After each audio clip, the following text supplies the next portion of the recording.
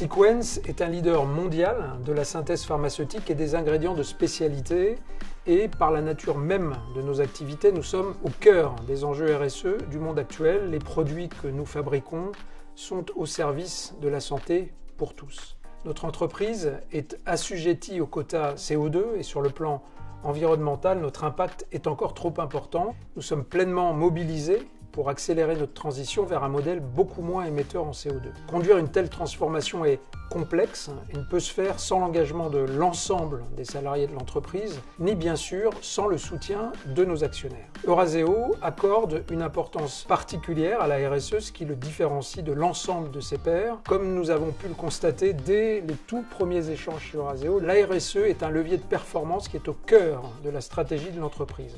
C'est aussi le cas chez Sequence, et nous nous sommes donc immédiatement compris et rejoints sur ce point.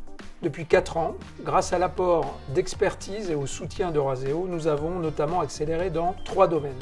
La diversification vers des activités moins émissives et à forte valeur ajoutée, comme les principes actifs pour la pharmacie, l'amélioration de nos procédés de production pour les rendre moins énergivores et l'amélioration de notre mix énergétique avec notamment le projet emblématique de biomasse qui va permettre de réduire de 20% les émissions de notre site le plus émetteur de CO2 en France. Aujourd'hui, nous constatons les résultats de ces 4 années d'efforts. D'abord, nous avons réduit nos émissions de carbone de près de 350 000 tonnes par an, ce qui représente une baisse de 30% de l'intensité carbone de nos productions. Par ailleurs, nous avons sensiblement décarboné notre EBITDA puisque nous avons divisé par 3 nos émissions de CO2 par million d'euros générés.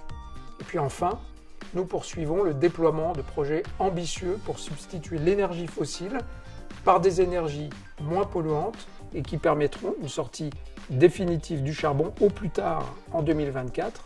Le groupe met tout en œuvre pour atteindre cet objectif ambitieux avec donc 2 ans d'avance sur le plan initial.